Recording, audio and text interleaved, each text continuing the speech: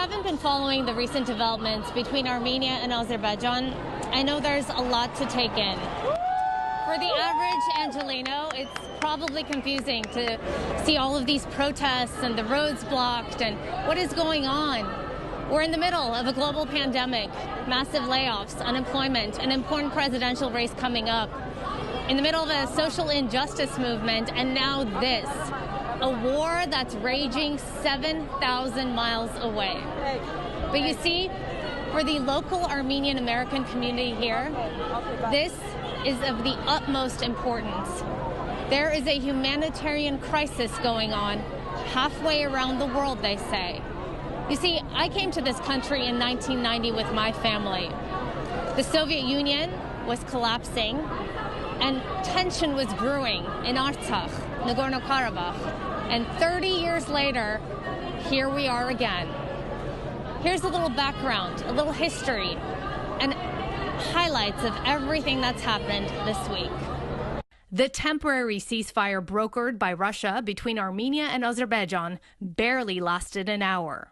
On Monday, local leaders came out and condemned Azerbaijan. The military forces of Azerbaijan launched an unprovoked, brutal military attack with the full support of the dictator of Turkey. And it included the infusion of over 1,000 jihadist, mercenary terrorists. While international media is reporting Turkey is helping Azerbaijan, the local Turkish consulate is denying its involvement, while France, Syria, and Iran say it's true. One local with ties to Azerbaijan agrees that there needs to be U.S. intervention. U.S. is involved in places that they have no business to be involved. But in here, they have a military base in Azerbaijan. They have interest in Azerbaijan. They have interest in Armenia.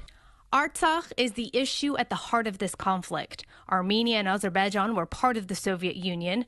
Though this region is ethnically Armenian, Stalin made it a part of the Azerbaijani Soviet Republic. When the Soviet Union collapsed in the early 90s, war broke out when Armenians in the region declared independence from Azerbaijan. There was a heavy loss of life on both sides. Tens of thousands were killed and more than 1 million people were displaced.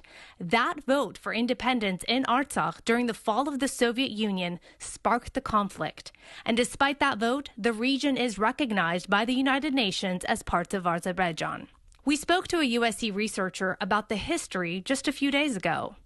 This conflict could have gone in one way, and it's now going in a different way. It could have gone towards a resolution, but now it's going to a dead end.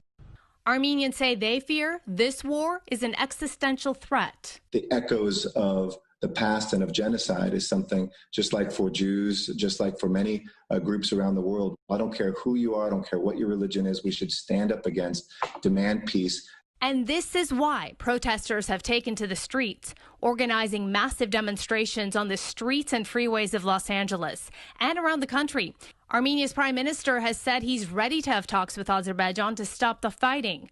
But Azerbaijan's government says there have been talks for 30 years with no resolution.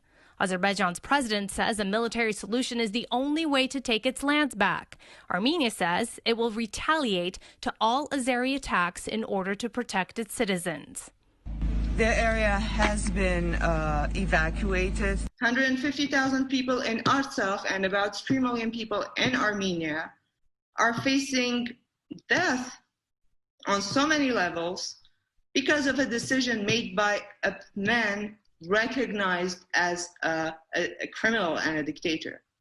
Everyone is hopeful that this is a conflict that will no longer be inherited to other generations. One of the most important pages of Armenian history is just being written right now. Time is of the essence. These massive protests and marches will go on until the international community steps in and puts a stop to what's happening halfway around the world. Araksya Karapetyan, FOX11 News.